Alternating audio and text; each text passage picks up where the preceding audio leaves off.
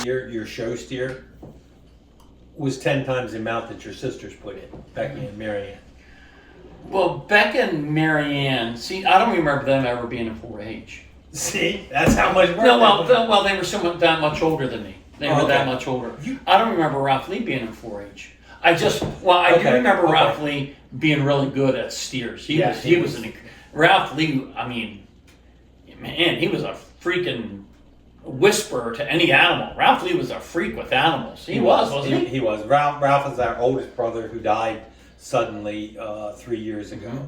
But when it came to grooming and fitting a show steer or doing any of that, he was. He had a gift. He had a gift with that. He also at the Frederick Fair in Frederick, Maryland, the Frederick County Fair, he won grand champion 2 years in a row, and he was. And that's a big feat. That was a big deal. Oh, that is a big deal. Yeah. But he was also always a contender for the champion fitting and showing. Mm-hmm. And I remember people would come to him, other 4-Hers, other parents would come to him and ask him to trim up their steer, their cattle to get them show ready. Mm-hmm. He certainly had a gift with animals. He was a gift. He was the only person, I remember going squirrel hunting with Ralph Lee, and he said, I think I can catch that cow. Now, cows can run pretty fast. A what? A cow. He was going to grab it. This was my brother Ralph Lee. He was adventurous, to say the least. But with a gun in hand, he ran after a cow and nearly grabbed his tail. Just to do it. Let me tell you. Now, is that bizarre? Yeah. I mean, Steve is the only brother of mine that has not been to the great state of Wyoming. Someday I'd like to take him out there. If nothing, I know Steve's not a big hunter, but they have a really nice golf course. That's why I would go to Wyoming. Play some golf. But this is our oldest brother, Ralph. We are in the Yellowstone. We're out there hunting, but we decided to go into the Yellowstone. I think it was it was Yellowstone. And he decides, now we passed 100 signs about buffalo, being, aware of buffalo and the data. He decides he's going to go out and catch this buffalo's tail. Same damn thing you do on the farm of cattle. That would be Ralph Lee. Yeah. And they tell you, more people in the Yellowstone are killed by buffalo every year than bears. But Ralph decides to get out of the truck and he starts walking over to this buffalo that's laying on the ground. And I mean, his head is like this, a huge bull buffalo. Yeah. And he got maybe within 20 yards of it when the buffalo stood up, when the bull buffalo stood up. And, to me, at this point, Ralph is just going to become another statistic for the Park Service, And Ralph would have been happy with that because he was Ralph. God, you had to know him. He was adventurous, and that's putting it in. Very mild terms. Very mild terms. Yeah, uh-huh. And he did, but he didn't. But then, we're yelling at him and screaming at him and throwing shit at him. You get back in the car, you get in the truck, and And he did, and he got back in. But, the mind thought of I can catch his tail leaves one to wonder about the sanity of that person. You wonder if the synapses are firing up in the cranium area of Ralph Lee. Sometimes I think they skipped a few beats. Oh man, Ralph was. He was. Oh God. He was too nuts, too bizarre. That was Ralph Lee, but he was always a good time. He was always a good. He was the one.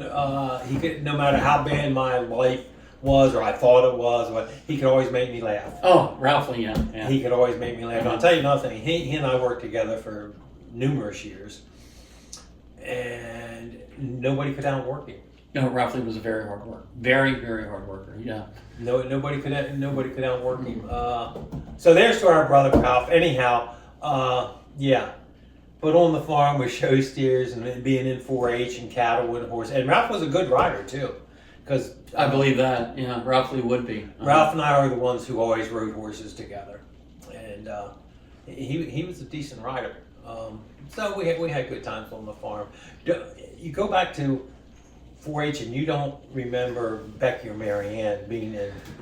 No, because they were that. Bex is 10 and Marianne is Okay, let me bring a thought back that might remind you. Do you remember when Becky was doing a demonstration for Demonstration Day, and she was making, and her demonstration was making pizza? You don't remember that? I don't remember that. Oh my See, God. that's how far. No, I don't remember that at all. She made pizza. Oh, it got to the point where after she would make pizza just to try out to make these pizzas for the recipe for this demonstration she's going to give for 4-H, and she made it to county.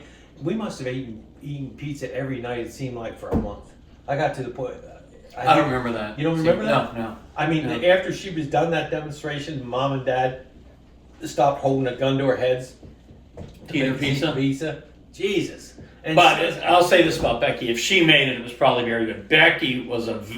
Becky still is a very good cook. She's Becky a good is cook, but incredible. back then she had a few quirks. She was, I That's don't know. facts. Yeah, sometimes the pizza looked like it was a flat, dough pizza, and sometimes it looked like it was, Right, United States of America outline. But hey, I'm only saying that because I never remember that. I do remember Mary Ann. Now, Mary Ann's gift was decorating flowers.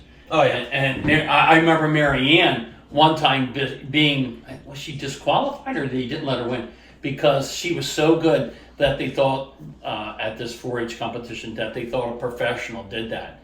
But it was Mary Ann, she did it herself. Do you remember that, Tom? Yeah. Mary Ann was very good at decorating. She was. I mean, doing flowers and things like that in 4-H, and I know. I remember Mom and Dad being really pissed. Mm-hmm. About the whole thing about Mary Ann being her decoration being disqualified, and they went up. But by that point in time, they had already given Right. out the ribbons right, and this right. and that, but the flip side of that is Mary Ann went on when she became an adult. Many years later, many years later, she opened up a flower shop of her own, and decorated And that's flowers. Mary Ann's gift. Mary Ann's gift is her flower arranging like that. She was. I didn't really have a gift. I don't have one either. I don't I'm know. still trying to find mine. Jeepers creeps. It's been a long 65 years in that search, right, T? I mean, hey. Yeah, I know. If somebody said, I think, and I don't want to harp on them. The only gift I ever thought I found What's that? was when I started to write. Now there you go, T. At least you found something. Yeah. Yeah. How about that? I started writing because I was bored, and I was bored, and COVID was just coming on. I couldn't do anything, and so I started to write. And when I started to write, I found it became very easy. Gosh. Easy for me just to kind of tell. That's a story. very good to hear. So anyhow, that's if I had to say any gift, because it's the only thing that's ever come, I would say, natural to me. That's nice. To write. Good to hear. Yeah. Good to hear. God knows. Yeah. Not much. Now Jeff, I'll go. Jeff is a compassionate person. Jeff is the most compassionate person in there. He's the most compassionate person in our family. He's And Jeff and Becky. Yeah, Becky's very compassionate. Yeah. Look what Beck's done with Angie. Yeah. Beck and Bern. Ralph's gift was with animals. Mary Ann's was with her hands and like that. True. Tia, now yours is writing. So there you go. Yeah. That's very good. Very So good. you don't think that but you grew up in baking. I mean, from high school, from graduation from high school, and he was a hell of a tennis player. I mean, you could have probably secured a scholarship at some school for tennis. Yes. But What? baking, yeah. How many people grew up wanting to be a baker? I didn't. But it's been a good gig. Yeah. Renee, our niece Renee said, Uncle Steve, being a baker's been a good gig, and it has. And I'll never forget Dad saying, Steve, as long as there are going to be people, they're going to need to eat. So, and baking has always been I like it. I like to bake. A good friend of mine, Steve Bensel, that's his gift, and he's a tremendous baker. But think about that, baking. I've been doing it for Since high school. since 15. As we figure up the math, that's 51 years I've been doing baking. So, and I do enjoy it. And I work with people now, training people how to bake. So, if you can do something for 51 years, Don't rub it in, T. no, I'm just saying. If, I know. If you can do something 51 for years. 51 years and make a living at it, and a good living at it, Yeah. and you enjoy it still, and you're an excellent baker, I know. Yes. Let me tell a story. Is that about- why we laugh, Tom? No, he is an excellent baker. But Steve, what Mom loved to bake, our mother loved to bake. Yeah, And Mom, Steve- Mom and was incredible. Mom She was incredible. Mom was an incredible baker. Mhm. Steve would come in and he would take a bite of something, and even without knowing it, he would begin to critique it. All women love that. Let me tell you that. Jeepers creeps. Yeah. It would have been easier to put a gun in your mouth and pull the trigger, because that's what he was doing. Yeah. Mom.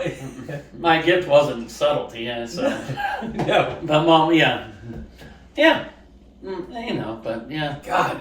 I mean. But we, you know, baking's been good. Baking's been a very good living, and I'll probably retire within 1 or 2 years.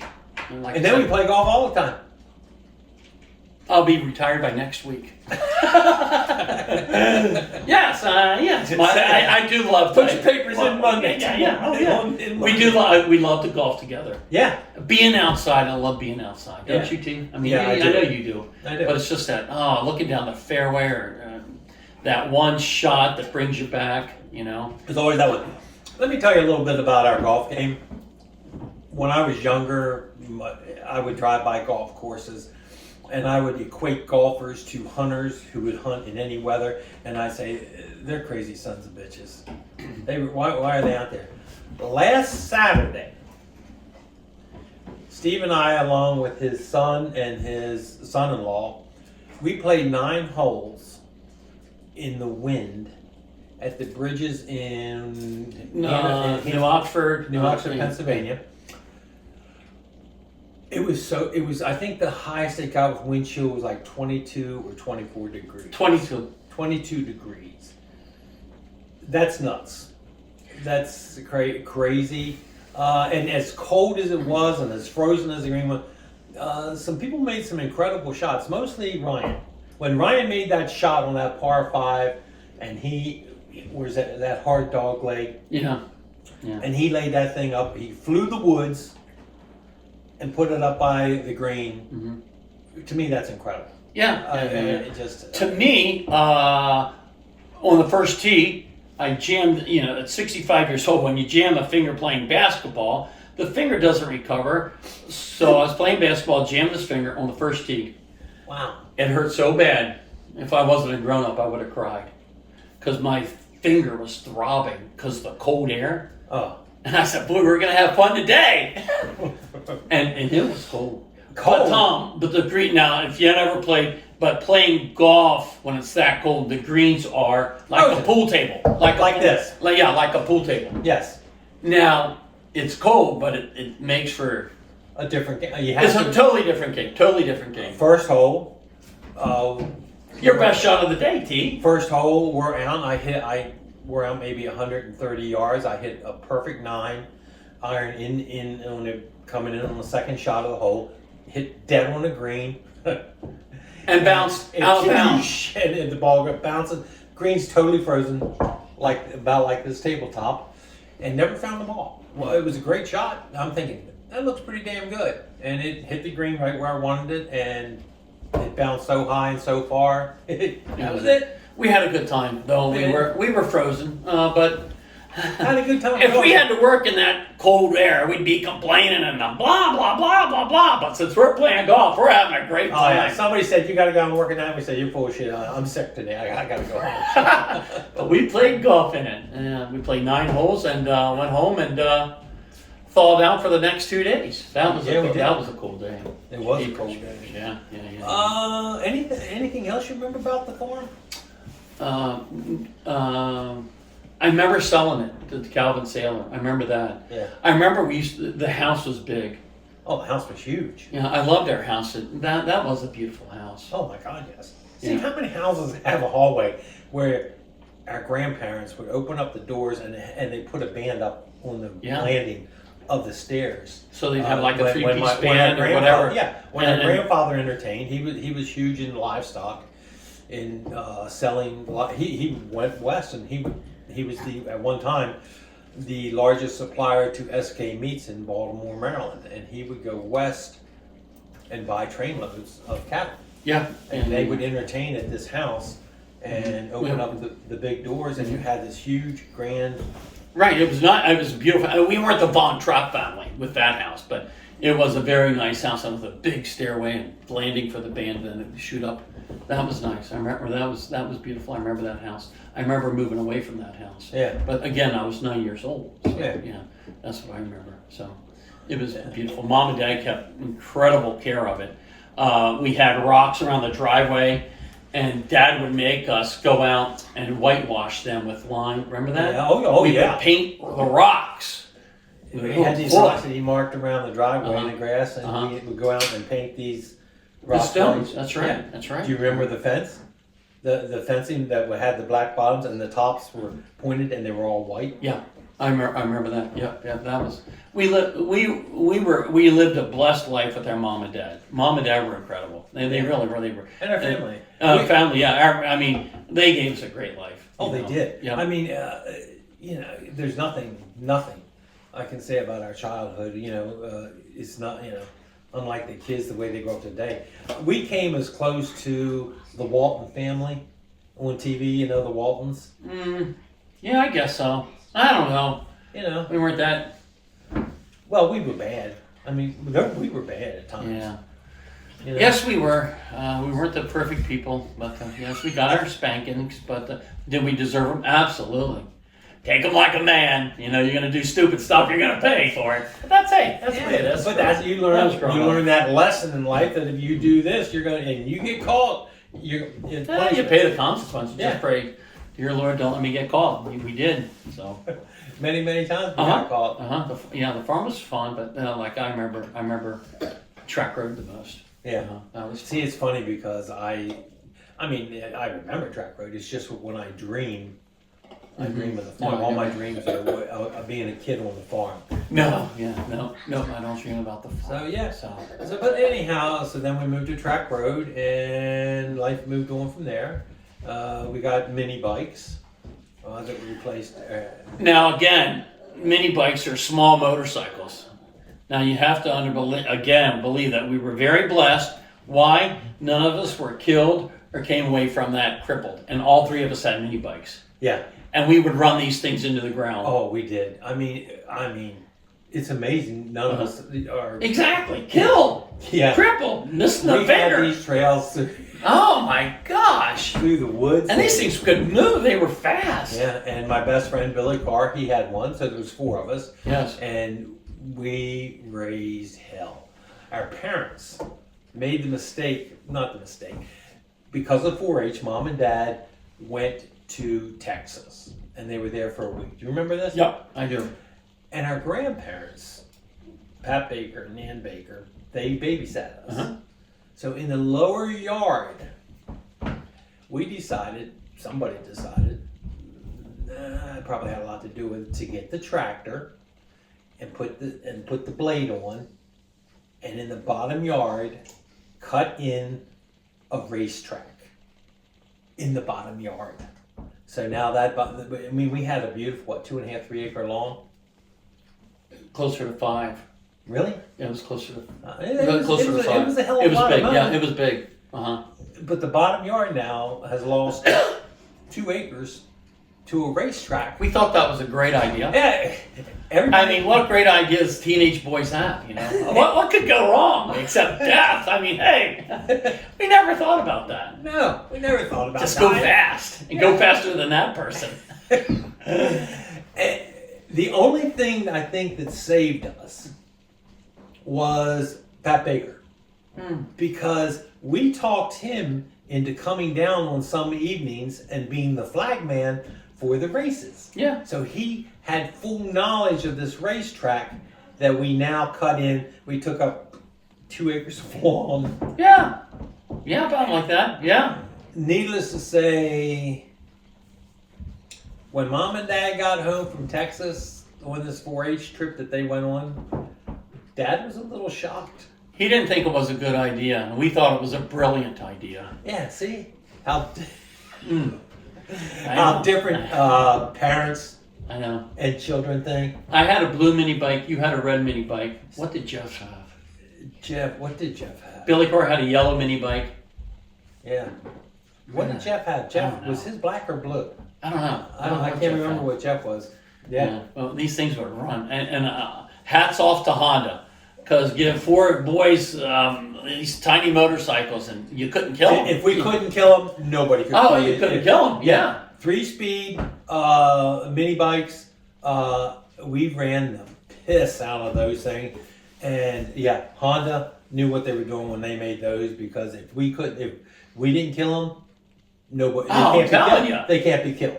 You'd run yours almost underwater. Was it you? I'll never forget going under the creek going, I can't believe that thing hasn't come up out of the water. Man, that Honda was, they were really good. They were. Uh-huh. So, we made it through our childhood somehow. Yeah. We did. It was a good childhood. Yep. Mm-hmm. One story I want to tell before we leave, that I almost didn't make it through my childhood, thanks to this brother here.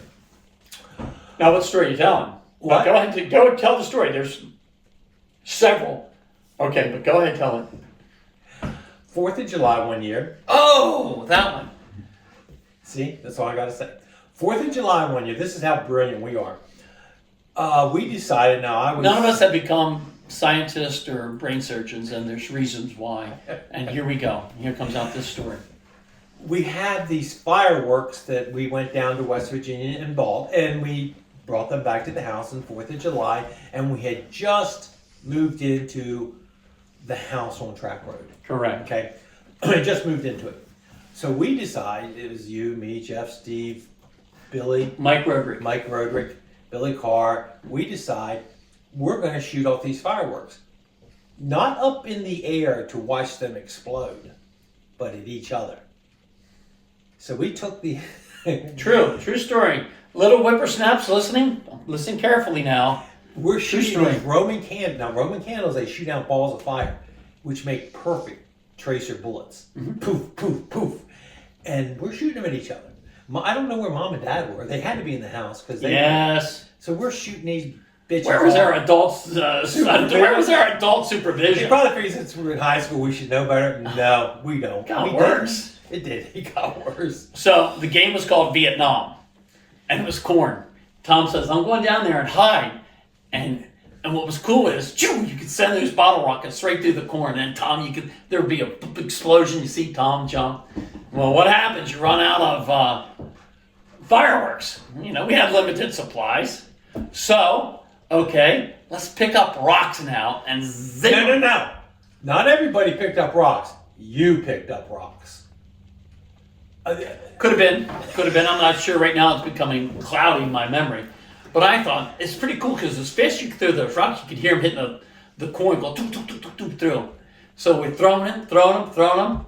Okay, we're done because now we're tired, or we're done. Okay. Go ahead, keep going. So we said, hey, we're going back up to the house. We're done. Where's brother Tom? Oh, he'll come up.